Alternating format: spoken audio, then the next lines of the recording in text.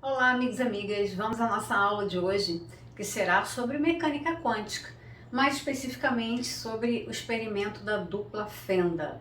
Algumas pessoas já devem ter ouvido falar, né? Se você se interessa por esse assunto do universo, de energias, o universo quântico, você certamente já ouviu falar nesse experimento, portanto não vai ser nenhuma novidade, né? Mas eu vou contar da forma como eu entendo, vou explicar da forma como eu entendo.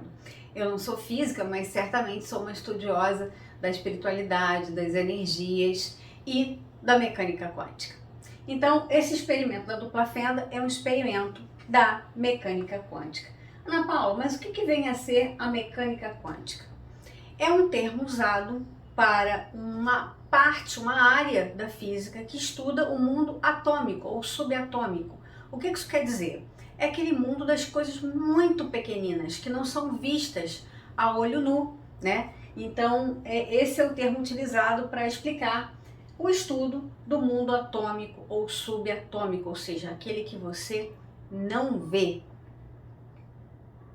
E aí tem uma frase que eu adoro, do Niels Bohr, que é um físico dinamarquês. Ele diz o seguinte: se a mecânica quântica não te assustou, então é porque você não a entendeu ainda. O que isso quer dizer, gente? Por que surgiu a mecânica quântica ou a física quântica? Porque a física clássica já não dava conta de explicar alguns fenômenos que ocorriam. Um exemplo: a física clássica, ela determina que as coisas têm um porquê, que as coisas têm uma razão, né? Você já estudou física, então movimento, altura, direção, isso tudo, velocidade, isso tudo determina alguma coisa. Existe uma certeza, percebe? Na física clássica 1 mais 1 dá 2 e ponto. E é assim que é. Só que existem coisas no mundo, no universo, que não eram mais explicáveis com essas razões, né? Ok, mas e as coisas que não são explicáveis?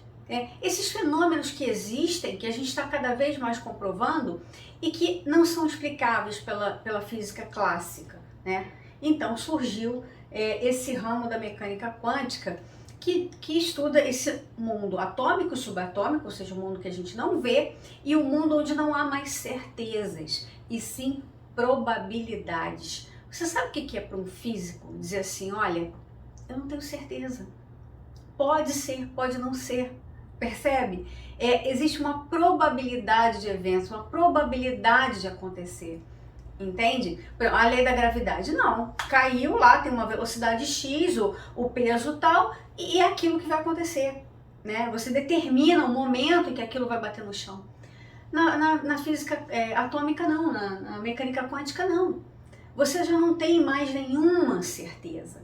Isso, para os racionais, para os materiais, né, para as pessoas materialistas, para os físicos clássicos, é um soco no estômago, entende?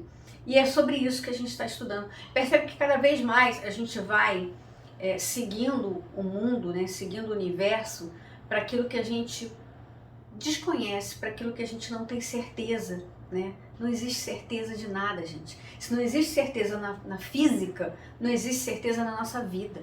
Nós não temos controle sobre absolutamente nada. Existem probabilidades, mas controle, não. Então daí a gente já depreende uma lição na mecânica quântica.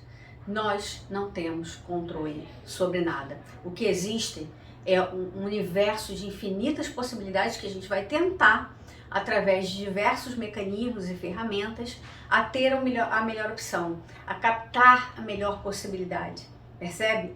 Mas seguir a sua vida aí normal, do dia a dia, querendo ter controle sobre as coisas, isso vai contra as leis da natureza, isso vai contra a física quântica, né? Cada vez mais comprova isso, que existe o universo de probabilidades. Então vamos lá. Por isso que ele disse que se a mecânica não te assustou, porque é um susto, né? Você diz assim: poxa, eu não tenho controle então sobre nada, ninguém tem controle sobre nada, nem os físicos, os cientistas têm controle sobre nada. Não, não tem. Você tem probabilidades. E aí eu trago um pouquinho da história, porque eu quero que a gente vá tirando algumas lições referentes à mecânica quântica. Eu não vou trazer toda a história, não vou falar dos mais renomados físicos, não vou falar. Eu vou citar alguns, porque o que eu quero é tirar algumas lições, né? Então a primeira lição a gente já tirou. Não existe controle sobre nada. Nós navegamos na vida, na sua vida prática, na minha vida prática, no universo, através de possibilidades, mas não de controle. Então, esse já é a primeira lição. A história é do seguinte, olha, o Isaac Newton dizia que a luz era partícula. Gente, quando eu falo partícula nessa aula, vocês entendam como massa, como aquilo que você pode pegar, tocar, ver, tá? Pra gente fazer uma analogia para vocês entenderem. Então, partícula é aquilo que é físico, né? E o Christian Huygens dizia que a luz era onda. O que é onda? É energia, né? Onda. Não é físico, você não pode pegar, né? Então, um afirmava que a luz era partícula e outro afirmava que a luz era onda. Ambos contemporâneos. Como naquela época não tinha nenhuma ferramenta, tecnologia que se pudesse comprovar uma afirmação ou outra, ficava tudo no campo filosófico, né? Mas, ou seja, grandes físicos, cada um afirmava uma coisa diferente, né? E em 1801, um físico britânico chamado Thomas Young fez esse famoso experimento da dupla fenda, que hoje nós estamos falando sobre ele, né? E nele o que ele comprovou? Ele comprovou que a luz tinha um comportamento ondulatório, ou seja, ele não tinha um comportamento, a luz não tinha um comportamento de massa, né? De físico, de partícula, ela tinha um comportamento de ondas, de energia, né? E é isso que nós vamos ver agora, o que foi esse experimento da dupla fenda. É um breve histórico, tá, gente? Só para vocês entenderem. Então, o que ele comprovou? Ele, olha, quando a gente incide luz, né, por duas fendas, tá aqui, ó, uma fenda, duas fendas. Tem aqui um anteparo, aqui outro anteparo. Ela vai se comportar como onda. Como é que eu sei que ela está se comportando como onda? Porque aqui, nesse final aqui desse anteparo, vão ter marcas que comprovam que a luz incidiu através de ondas. O próximo desenho vai explicar melhor. Então é assim, tá aqui a fonte de luz, tá aqui o anteparo com duas fendas, ok? Então pense o seguinte, se a luz fosse matéria, se fosse física, se eu tenho duas fendas, ao refletir essa luz, aqui no final tinha que ter o quê? Duas fendas, duas hastes, não é isso? Dois desenhos, mas não tinha, tinham vários, tinha uma lista, franjas claras e escuras. Ora, como, né? Se eu estou incidindo por dois buracos, tem que estar sombreando lá no final duas hastes. Mas aí é que tá. Por que isso acontece? A onda, como é que eles sabem que é onda ou que é partícula? A onda, ela tem um fenômeno chamado difração, que é isso aqui, olha. Quando a onda se encontra pico com pico, ela forma as franjas claras. Quando ela encontra... Deixa eu voltar aqui. Tá andando sozinho. Quando ela encontra vale com vale, ela faz as franjas escuras. Deixa eu voltar mais um pouquinho aqui para vocês entenderem. Então vamos lá. Repare que a onda, quando ela toca uma na outra, ela interfere uma na outra. Percebe? Aqui, ó, ela vai juntando e ela vai formando outras ondas. Vocês já experimentaram jogar uma pedra num lago? Experimentem jogar duas agora. Vocês vão perceber que uma onda vai interferir na outra. Então, o que acontece? Quando eu encontro um pico de uma onda com um pico da outra onda, ela forma as franjas claras. Quando eu encontro o vale, ela forma as franjas escuras. E foi assim que eles comprovaram que, na verdade, a luz tinha o comportamento de onda. Então vamos voltar lá para... Tá vendo? Franja clara, franjas escuras, porque na verdade quando elas passam em duas, duas se tocam e formam outras, e se tocam e se formam outras. E aquilo vai expandindo e uma interferindo na outra. E essa onda pode ser destrutiva ou construtiva, foi o que eu acabei de explicar para vocês. Quando elas se encontram no alto, elas são construtivas. Quando ela encontra o pico com o vale, uma anula a outra, então é destrutiva. Então vamos lá. E Thomas Young, que comprovou isso, que a luz na verdade se comportava como onda, ele na verdade ele não queria isso. Ele achou que fazendo o experimento ele ia comprovar que era partícula, que era massa, né? Ele achou que ele ia ter lá no final do segundo anteparo 2 listas.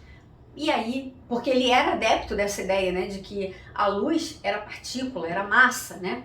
Era físico. E na verdade ele se deparou com uma coisa que foi surpresa para ele mesmo, né? Que a luz se comportava como onda, reforçando a ideia de Huygens, né, que foi o primeiro que falou disso lá atrás. Então, a gente já viu que até agora a gente está falando de luz, né? A dúvida era se luz era partícula, se era onda, e Thomas Young provou que era onda. E agora, em 1897, J.J. Thomson descobriu a primeira partícula fundamental, né, a mais básica, que é o elétron. Ele descobriu o elétron, ou seja, uma partícula, uma massa. E seus experimentos mostraram que havia uma partícula que sentia a presença de campos elétricos, ou seja, era massa que percebia que era afetada por campos elétricos. Em 1905, Einstein explicou o efeito fotoelétrico nas suas pesquisas, que é o quanto de luz, ele chamava disso de fóton, né? E dizia que a luz, ela se comportava como partícula de energia. Então, ele já veio contrapor, disse, olha, não é bem assim, não é que luz seja onda, não. A luz, ela se comporta como partícula, como massa de energia, né? Que ele chamou de quanto de luz, de fóton. E aí, em 1924, vem Louis de Broglie e diz o seguinte, olha, não só a luz, como disse lá Young, se comporta como onda, mas a partícula também se comporta como onda. E vou dizer mais, tanto a luz como a partícula se comportam das duas formas, tanto quanto onda quanto partícula, né? Ora, como assim? Olha que loucura, gente. Olha o que ele está dizendo. Sabe, massa, eu, você, tudo que é palpável, a gente tanto pode ser massa, partícula, quanto a gente pode ser onda. Tudo que há é composto de elétron, correto? Elétron que formam as moléculas e assim por diante. Tudo que há, eu, você, a cadeira, tudo que há é composto por elétrons, por átomos, por células, né? E aí vai se agrupando e formando a nós, né? E tudo isso pode ser onda, como pode ser partícula. Pode ser massa, como pode ser energia. E daqui, gente, por que eu trouxe essa historinha? Daqui eu tiro um segundo aprendizado. Para que eu esteja certa, você não precisa estar errado. Todas as verdades são meias verdades. Entende? Os primeiros físicos lá que falaram que, olha, a luz é partícula ou a luz é onda, eles estavam errados? Não. Os que disseram que não, é partícula, eles estavam errados? Não. Cada um estava vendo da sua percepção, do seu ponto de vista, dos seus próprios estudos. Mas isso não quer dizer que o meu estudo se contrapõe ao seu. Não quer dizer que a minha visão de mundo se contrapõe à sua. A minha visão de mundo é de acordo com aquilo que eu vivi, que eu percebi, que eu experienciei, que eu testei na minha vida. Entende? Todas as verdades são meias verdades. Isso é uma lei hermética. Então, o de Broglie comprovou isso. Olha, tudo, tanto partícula quanto luz, se comporta ora como partícula, como massa, ora como energia, como onda. Isso foi muito bom. Isso foi, tipo assim, acabou o mundo. Cadê as certezas? Não tem mais certeza. Aquilo que eu considerava que era uma coisa, agora podem ser várias. O físico britânico Thomson comprovou a hipótese de de Broglie, porque assim, de Broglie ele tinha essa noção, mas a comprovação disso veio através do Thomson. E o interessante é que o Thomson era filho do J.J. Thomson. Então o J.J. Thomson descobriu a partícula fundamental, que é o elétron. Aí vem o filho dele e diz assim, ó, sabe essa partícula, essa massa? Não é só massa não. Ela é massa, ela é partícula, mas ela também é onda, ela também é energia.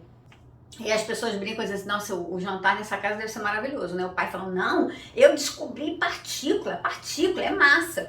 E o filho falando, ó, tudo bem, papai, é massa, mas também é onda, também é energia, também se propaga com infinitas possibilidades e não somente com duas. Então, papai, se você jogar lá a partícula, ela não vai se comportar, ela não vai aparecer duas fendinhas lá não é isso. Ela vai aparecer várias, vão aparecer várias. Eu tenho aqui bolinhas de tênis, tá? Tô fazendo, claro, uma analogia pro que você conhece. Porque senão quando eu falo de partícula, fica muito abstrato para nossa mente, né? Nossa mente é uma mente concreta, é aquilo que a gente visualiza. Então, tô fazendo uma analogia para vocês poderem compreender.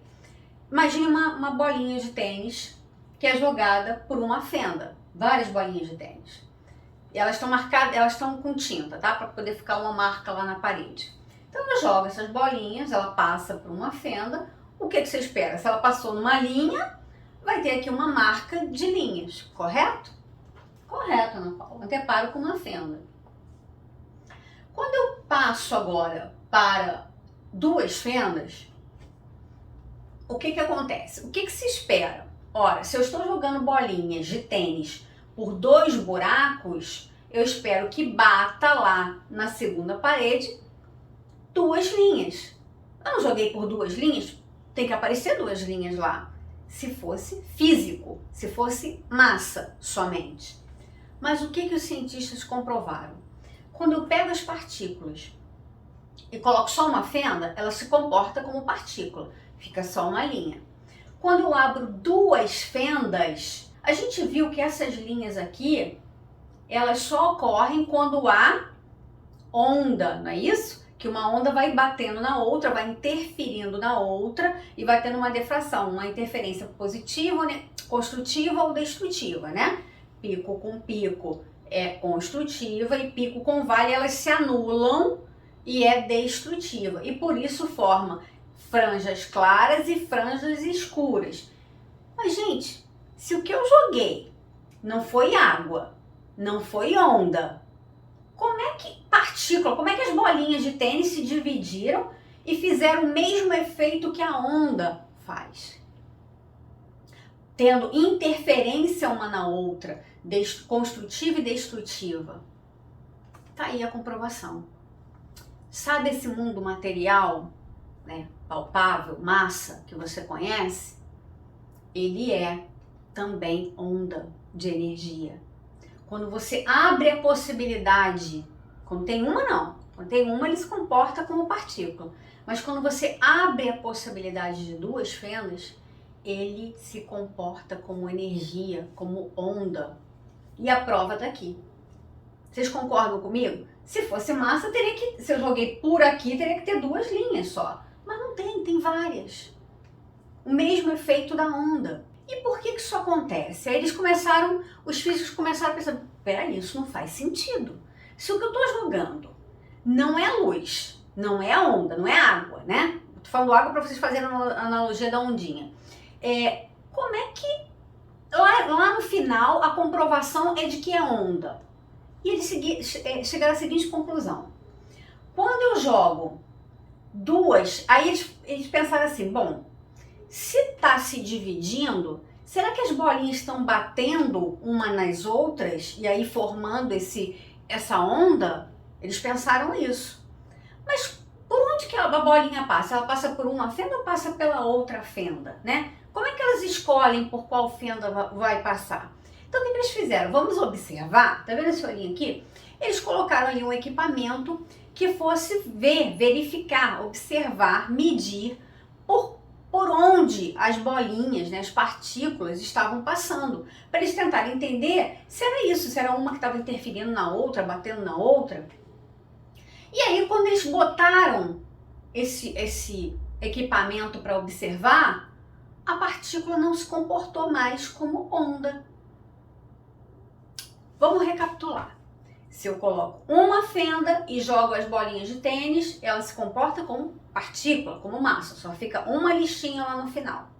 Quando eu abro duas fendas e jogo as bolinhas, jogo as partículas, ela se comporta como onda. Tem várias franjas lá no final, claras e escuras, assim como na onda. Mas quando eu olho e abro duas fendas, ó, duas fendas, aqui sem olhar, aqui olhando. Quando eu boto o equipamento ali para medir, ela não se comporta mais como onda, como energia. Ela se comporta como partícula, como massa. Entende isso, gente? O que isso quer dizer?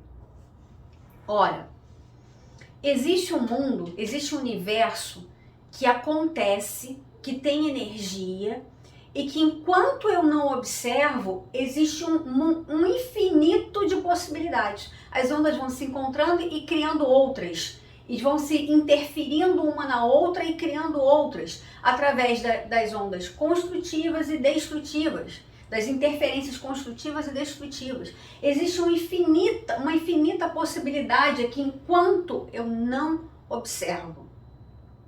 Gente, eu tô falando de elétrons, eles testaram já com átomos também, tá? Que são maiores, muito maiores.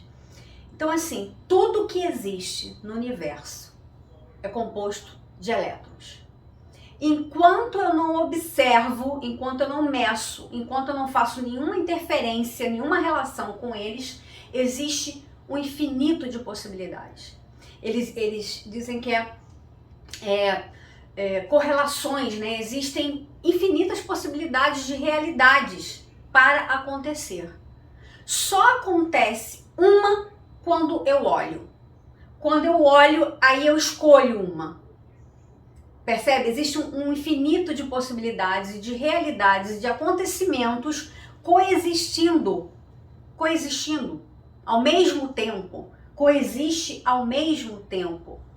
Quando eu passo a olhar, quando eu escolho uma observação e aí eu escolho uma realidade. Aquilo se materializa, aquilo vira partícula. O que antes era onda, energia e infinitas possibilidades, vira uma escolha, vira material, se concretiza. Isso quem está dizendo não sou eu não, tá, gente? Quem está dizendo isso é a mecânica quântica. O observador e o colapso da função de onda. A função de onda são as infinitas possibilidades. Quando é que eu colapso a função de onda? Quando eu observo, quando eu interfiro, quando eu escolho. E aí existe uma rixa entre os físicos clássicos e os físicos quânticos, entre os materialistas e os espiritualistas, enfim, as pessoas que acreditam somente naquilo que se pode provar e outras que acreditam na metafísica, né? E qual é essa rixa? Eles dizem o seguinte, ó, ok, todos nós concordamos que isso já foi provado, que existe um mundo subatômico, aquele mundo que a gente não vê, né? Aquele mundo que eu preciso observar através de microscópios poderosíssimos e tal. Mas o que acontece no nosso mundo com uma dimensão maior é diferente. Esses são os que os físicos clássicos falam. O que os metafísicos, os espiritualistas e os físicos quânticos acreditam é uma outra coisa. Ora, se eu aqui sou composta de bilhões, trilhões, sei lá quantos, elétrons, átomos, moléculas, e já foi provado que esses elétrons, esses átomos se comportam como energia quando eu não estou olhando e como matéria quando eu estou olhando. E olhar aqui significa observar, escolher, percebe? Então, eu sou composto de várias energias que se escolhe quando se observa. Mas o conjunto delas que sou eu, não. Eu sinceramente não vejo nenhum sentido.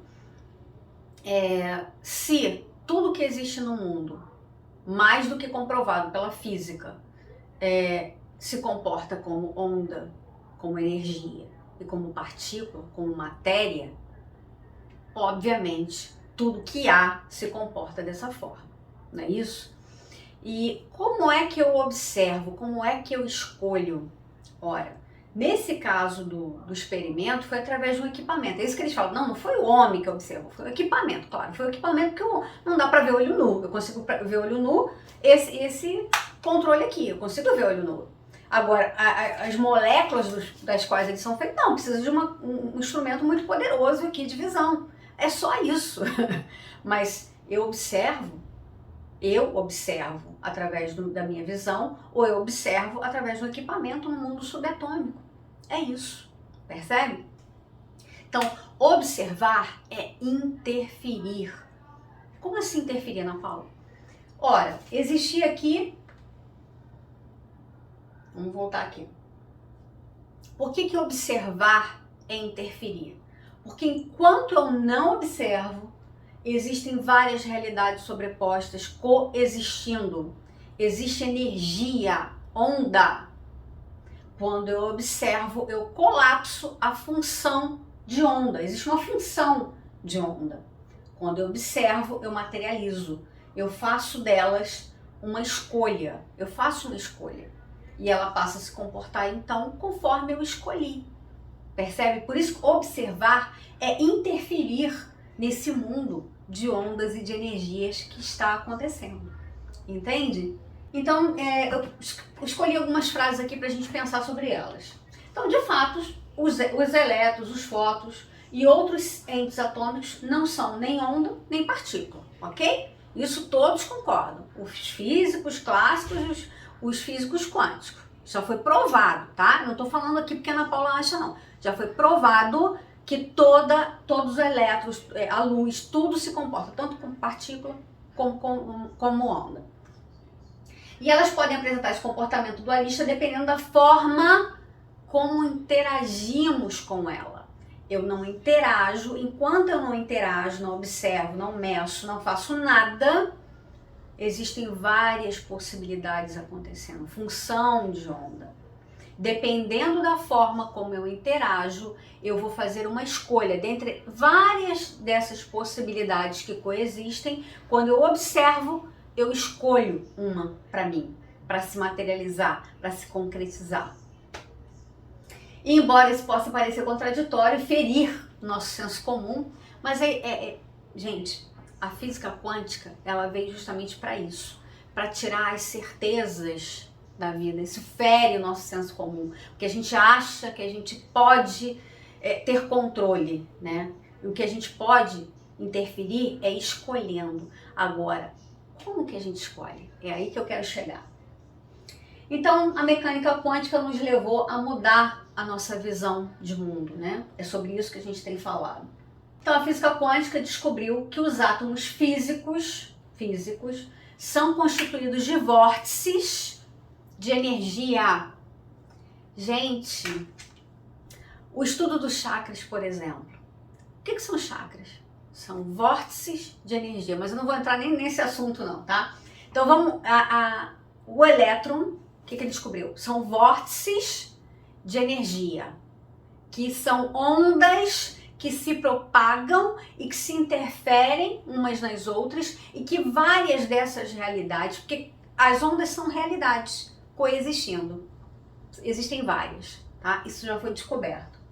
E que giram e vibram, a vibração é muito importante, constantemente. Cada átomo é um centro que gira e irradia essa energia. Deixa eu voltar aqui numa coisa muito importante. Cada átomo é um centro que gira e irradia energia e cada um deles tem uma assinatura e constituição próprios. Ana Paula, cada elétron, cada átomo tem a sua própria assinatura, assim como eu tenho a minha própria digital? Sim, você é único.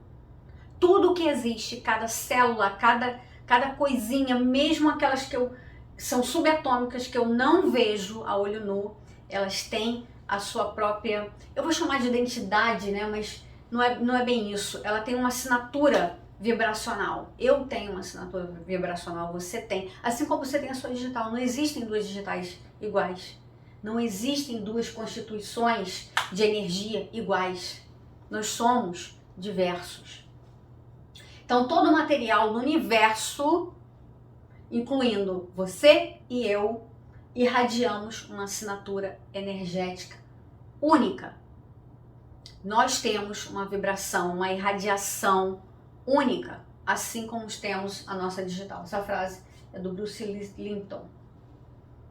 Eu procurei embasar e trazer frases de físicos quânticos conhecidos, tá? Pra gente, porque embora eu me considero uma espiritualista racional, eu me considero isso.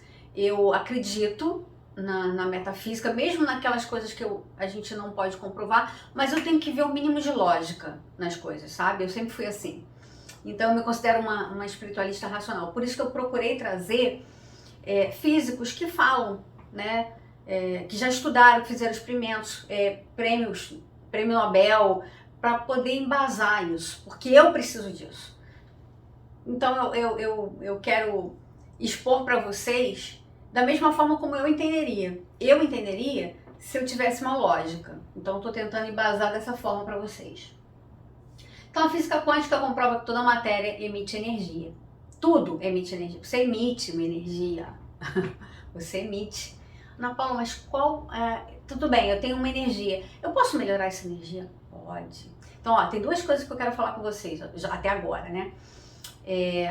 Uma que, sim, a gente pode mudar a nossa energia.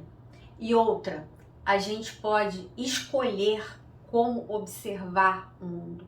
Se eu posso escolher como observar o mundo, eu posso escolher a realidade que eu quero para mim. Eu posso colapsar a onda que eu desejo para minha vida, percebe? E eu posso fazer isso, um dos instrumentos para fazer isso é mudar a minha energia, mudar a minha forma de pensar. O mundo é um potencial infinito de possibilidades. A nossa consciência pode moldá-los da forma como escolhermos. Quem é que escolhe a sua vida? Você escolhe a sua vida de acordo com a sua mente. Como é composta a sua mente? Ela tem 3 níveis básicos, né? O nível consciente, o nível subconsciente, o nível inconsciente. O consciente, que é esse racional, né, que racionaliza, que analisa, ele é muito superficial, né? Ele tem uma porcentagem de 5 a 10% de fato das suas escolhas. O maior nível das suas escolhas e da forma como você vê e se comporta no mundo e observa o mundo é através do seu subconsciente. O que tem lá no seu subconsciente? Tem tudo. Desde da gravidez, lá que você estava na barriga da sua mãe até hoje. Tudo que você ouviu, viu, sentiu, percebeu, todos os traumas. Sabe aquela vez que você estava lavando louça e que estava um jornal lá falando da violência, da morte, da facada? Aquilo foi captado pelo seu subconsciente, porque ele não analisa, ele simplesmente aceita. Sabe aquela briga que você presenciou, que você estava lá no quarto, mas você presenciou, seu pai, da sua mãe ou do vizinho, sabe? Tá no seu subconsciente. Sabe o seu pai chegando em casa e falando assim, nossa, como é difícil ganhar dinheiro, nossa, só fica rico quem rouba? Isso tá lá no seu subconsciente. Isso tudo tá na sua mente. A sua mente, na maioria das vezes, é composta de muitos traumas, muitas dores, muitas crenças limitantes. Algumas você sabe e até reconhece, outras não, que simplesmente comandam a sua vida. O ego, ele mora na sua mente. Ele comanda a sua mente. Ele não é ruim, mas ele quer lhe defender. Ele quer lhe defender de tudo isso que eu falei e muito mais. Ele quer lhe defender das dores, né? Então, essa proteção do ego, né? E essa mente cheia de traumas que você nem sabe que existe, essas crenças limitantes, elas te dão uma visão de mundo. Esse mapa mental que você tem aqui, que foi criado através das suas experiências diversas que você viu, percebeu, sentiu, elas comandam a sua vida. Elas decidem a sua vida, elas escolhem, você toma decisões através desse mapa mental. Então, como é que você escolhe? Como é que você vai escolher? Você vai escolher aquilo que você reconhece. Você reconhece a dor, você já viu a dor. Você reconhece a dificuldade de ganhar dinheiro, você reconhece a dor, você reconhece, percebe? Então você acaba observando essa função de onda, colapsando a função de onda de acordo com a sua percepção de mundo, aquilo que você reconhece, aquilo que é atraído para você através do seu pensamento e da sua emoção. Você pensa sobre aquilo, sobre a dor, você reconhece, você sente, você atrai. Eletromagnético, né? Pensamento e sentimento.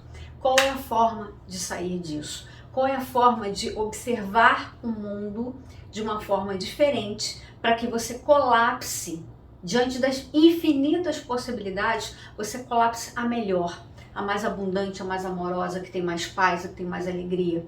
É tendo esta visão, é vendo o mundo desta forma. Mas se você vê o mundo através da sua mente, que é contaminada através dessas crenças, como é que você tem que fazer? Você tem que sair da mente.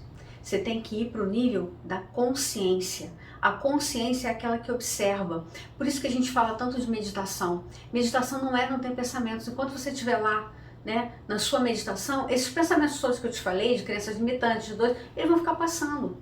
Mas a meditação é um exercício para você simplesmente deixar passar esses pensamentos e se colocar no lugar de observador da mente, ou seja, no lugar de consciência. Porque a consciência ela está no nível mais elevado, ela está no nível do seu eu superior.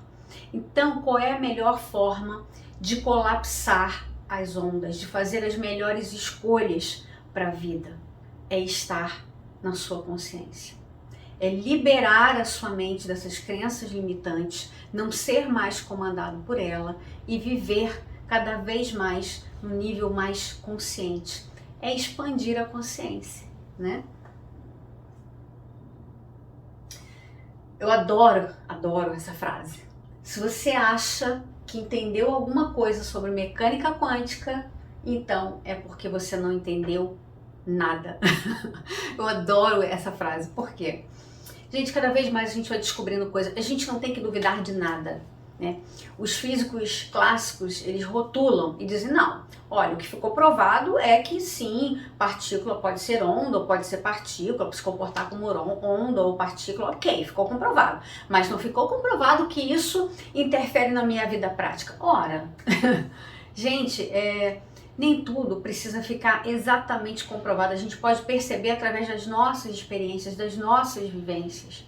Pensa aí na sua vida. Pensa se você realmente não é comandado pela sua mente. Pensa se as suas escolhas são através do medo ou através de fato do que você quer, do seu propósito de vida. Quantas vezes ao tomar uma decisão você pensou assim, peraí, deixa eu me observar, deixa eu observar aqui o que está passando na minha mente, o que a minha emoção está dizendo, e quantas vezes você foi direcionado pelo seu medo, pelo seu racional, pelos seus traumas e não por essa consciência divina, pela emoção que te deixa o coração mais leve, né? Eu sempre digo que a melhor escolha é a escolha do coração, né? É quando você percebe, eu vou tomar tal decisão, e você percebe que teu coração diz sim, ok. Teu coração fica bem, fica feliz, né? Essa é sempre a melhor escolha, aquela escolha que é, não, mas isso, e se a pessoa fizer isso, e se acontecer isso, e se no futuro... Pronto, você já colocou ali a sua mente, colocou o medo, certamente é uma escolha muito cheia de crença, né? Uma escolha comandada pela mente. Se é uma escolha comandada pela mente, você vai colapsar a onda que tem a ver com medo, percebe? Que tem a ver com todos esses riscos que você acha que vai correr, né? Porque o universo ele só te dá aquilo que você emite. É uma sintonia, é eletromagnético. A gente pensa sobre algo, a gente sente aquela emoção sobre o que nós pensamos e através desse magnetismo que a emoção traz, através da vibração, da frequência, eu vou colapsar as ondas que vão se materializar na minha vida, que vão se tornar realidade no meu mundo, na minha vida, na minha experiência. A ciência não pode resolver o mistério derradeiro da natureza, porque em última análise, nós mesmos somos parte do mistério que estamos tentando resolver.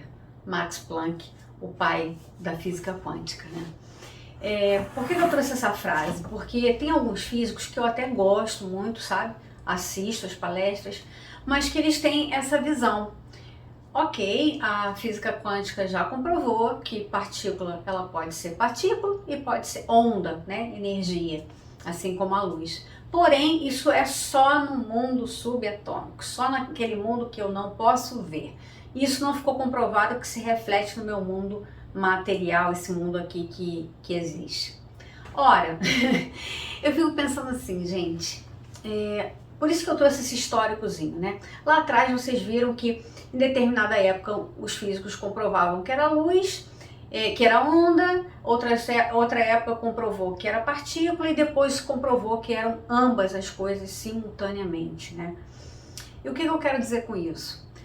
O que eu não posso comprovar necessariamente não é que não exista, não é?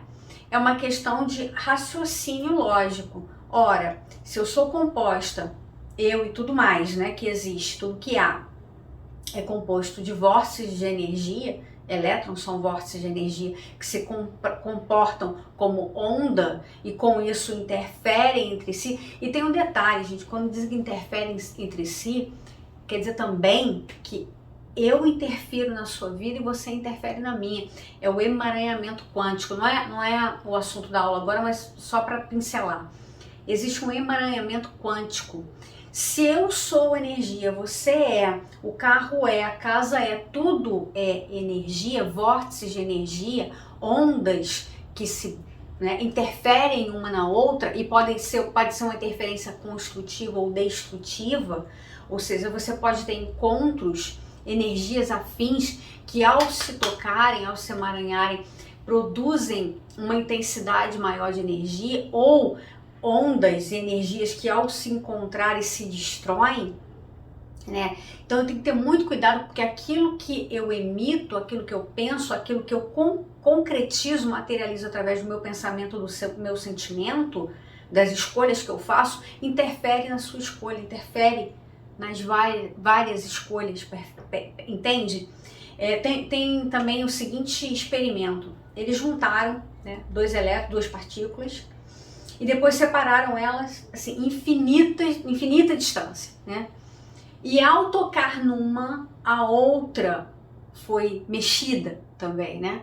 Quando eu interfiro numa, eu interfiro na outra. O que isso comprova? A partir do momento que existe uma interferência, né, uma junção de energias, quando algo acontece com um, algo acontece com o outro. Entende? Olha a importância desse experimento. Além dele comprovar que eu faço escolhas, né, através daquilo que eu observo, da forma como eu observo o mundo, eu escolho o meu mundo, eu escolho a minha realidade. Além disso, as escolhas que eu faço, a energia que eu emito, interfere na sua vida, na sua energia. Nós todos, gente, estamos emaranhados nessa onda de energia. Eu sempre dou o exemplo do rádio, né? Você tá lá com o rádiozinho e tem a antena emitindo, a antena da rádio emitindo. Eu quero ouvir uma música dessa rádio, eu sintonizo, e quando eu sintonizo, quando eu tô na mesma sintonia dessa onda que tá vindo, a música se materializa. Assim é a nossa vida, né? Aliás, toda essa evolução tecnológica, ela veio da mecânica quântica, do GPS, o celular. O que é? Informação trazida através de onda, né? Através dessa energia.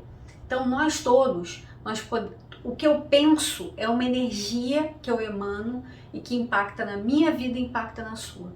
A forma como você pensa impacta na sua vida, nas pessoas que estão ao seu redor e na minha. É claro que impacta sempre mais nas pessoas que estão mais próximas, mas impacta na minha também.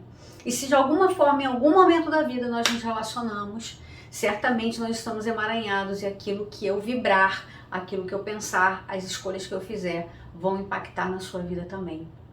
Por isso a importância também de você escolher os seus relacionamentos, né? Porque quando você escolhe ondas no pico, né, consciências afins, há um crescimento. Lembra que eu falei da onda construtiva que emana uma energia maior, e as ondas destrutivas que se anulam, né?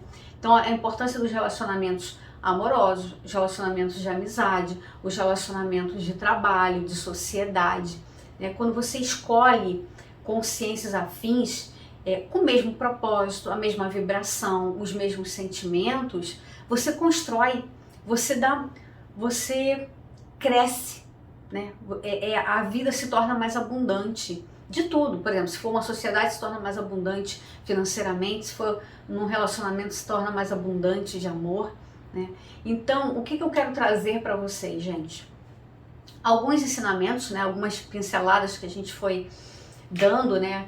Que, primeiro, a minha verdade, né? O que eu entendo como verdade, não quer dizer que a sua verdade também não seja uma verdade. Todas as verdades são meias verdades e se torna uma verdade maior, uma terceira verdade, né? Então existe sempre uma construção, né? Essa lei hermética eu adoro. Uma outra lei hermética que cabe muito bem aqui é: tudo que existe dentro existe fora, né? Como acontece por dentro, acontece por fora. Como ocorre embaixo, ocorre em cima. Isso é uma lei hermética, né, que cabe muito bem na física quântica, quando os físicos clássicos ou os materialistas dizem que não, isso só acontece no mundo subatômico. Nós somos simplesmente uma versão maior do que acontece no mundo subatômico, apenas isso. Agora, o mais importante de tudo, gente, como eu sou uma espiritualista racional, eu acredito que o conhecimento ele só tem algum fundamento se ele traz alguma transformação para a sua vida e para a vida das pessoas que estão ao redor. Se não, é mera informação. E eu não quero trazer informação para vocês, eu quero trazer conhecimento. Eu quero que através desse conhecimento vocês expandam a consciência, que através desse conhecimento vocês transformem a forma como vocês pensam sobre o mundo. Eu quero que vocês tenham um outro tipo de mente, que liberem essas crenças limitantes, que expandam a consciência, que passem a observar a vida, não através da sua mente egóica, cheia de crenças, mas sim através da sua consciência. É isso que eu desejo para vocês, que esse conhecimento traga transformação, saindo da mente para a sua consciência, que transforme o seu pensamento e a sua emoção, ou seja, a sua emissão eletromagnética, para que você atraia para você sempre as melhores escolhas, para que você materialize as melhores escolhas dentro dessas infinitas possibilidades subatômicas que já comprovadamente existem. Então, na próxima aula, o que a gente vai falar é justamente disso. Tá, Ana Paula, o que eu faço com esse conhecimento? De que forma eu utilizo ele na minha vida? De que forma esse conhecimento pode trazer algum benefício, alguma transformação, alguma mudança realmente melhor, né, para a minha vida? E é sobre isso a próxima aula. De que forma nós vamos, com esse conhecimento, expandir a nossa consciência. Aguardo vocês. Grande beijo!